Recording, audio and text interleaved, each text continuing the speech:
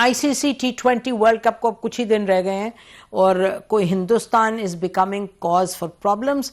क्या मामलात हैं? कुछ बांग्लादेश के साथ हैं, कुछ ये कहा जा रहा है पाकिस्तानी ओरिजिन के जो क्रिकेटर्स हैं और टीम्स में खेल रहे हैं उनको शायद वीज़े का मामला है कोई, और कोई मसाइल हैं। तो मिर्ज़ा इकबाल बेग साहब स्पोर्ट्स जर्नलिस्ट, आप उनको देखते हैं बहुत उनके चैनल पर, तो उनसे पूछते हैं। जी इकबाल साहब, बहुत शुक्रिया।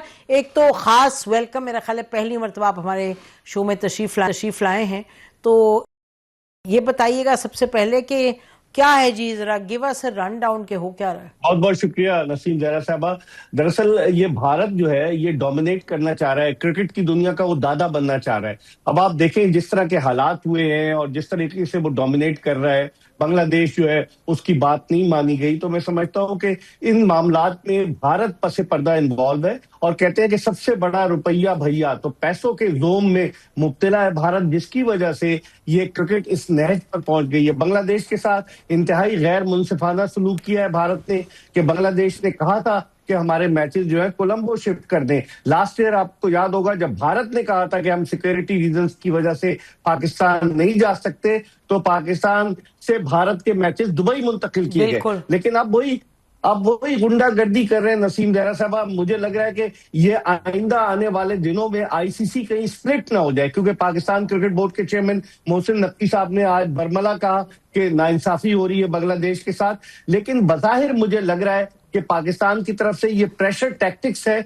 बज़ाहिर यही लग रहा है कि शायद पाकिस्तान बॉयकॉट ना करे, क्योंकि पाकिस्तान क्रिकेट बोर्ड ने गेम जो है वो वजीर आजम के कोर्ट में फेंक दिए कि वजीर आजम साहब वतन वापसी पर फैसला करेंगे। यहाँ पर सवाल ये पैदा होता है, ठीक है हमने अखलाकी तौर पर हम वो वाहिद मुल्क है जिसने भारत के खिलाफ बांग्लादेश को सपोर्ट किया, लेकिन अब सवाल ये पैदा होता है कि पाकिस्तान का तनाजा तो नहीं है, ना आईसीसी के साथ है ना भारतीय क्रिकेट बोर्ड के साथ है।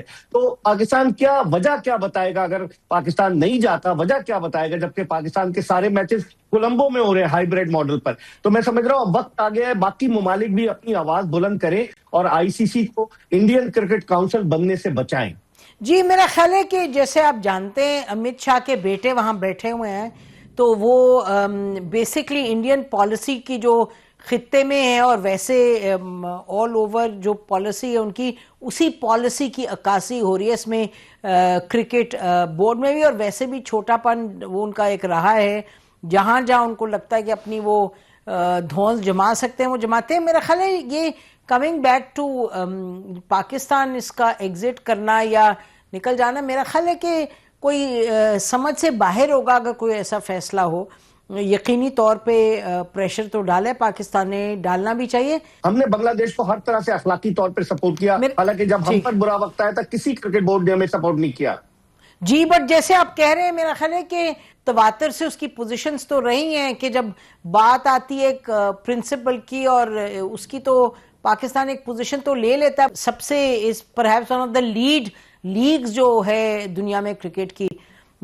ये बात दुरुस्त है कि उसने जान पकड़ी है। देखिए नसीम जहरा साहब, आपने जो जिक्र किया पीएसएल का, पीएसएल की 2 टीमें बिकी हैं, सियालकोट 185 करोड़ रुपए की, हैदराबाद 175 करोड़ रुपए की, और अब मुल्तान सुल्तान का ऑक्शन होने जा रहा है। तो मैं समझता हूं कि इन चीजों से भी भारत के पेट में मरोड़ पैदा हो रही है कि उन्हें अपनी आईपीएल पे बड़ा नाज था, जिसमें के फिक्सिंग के बेशुमार वाकयात हुए, और उसके बावजूद आईपीएल चल रही वो हमारे खिलाड़ियों को नहीं खिलाते। लेकिन उन्हें यह भी हसद है कि दुनिया में कहा जाता है कि अगर दुनिया में कोई लीग है आईपीएल के बाद तो वो पीएसएल है। और मेरे ख्याल में ये बड़ा अच्छा कदम था पाकिस्तान क्रिकेट बोर्ड का, जो टीमें बेची गई, इससे पाकिस्तान क्रिकेट बोर्ड को भी माली फायदा होगा, और बैनुल अक़वामी सतह पर पाकिस्तान का जो इमेज बना है कि ये लीग जो है इसकी क्रेडिबिलिटी ज्यादा है, तो मैं समझता हूँ ये बड़ा अच्छा कदम था। जी बड़ा जबरदस्त है। नजम सेठी ने फाउंडेशन की उसकी डाली और फिर माशाल्लाह ये भी बड़ा जबरदस्त। मोहसिन नकवी अच्छा लेके इसको बहुत आगे चल रहे हैं। इकबाल साहब बहुत बहुत शुक्रिया। हम आपको गाहे बगाहे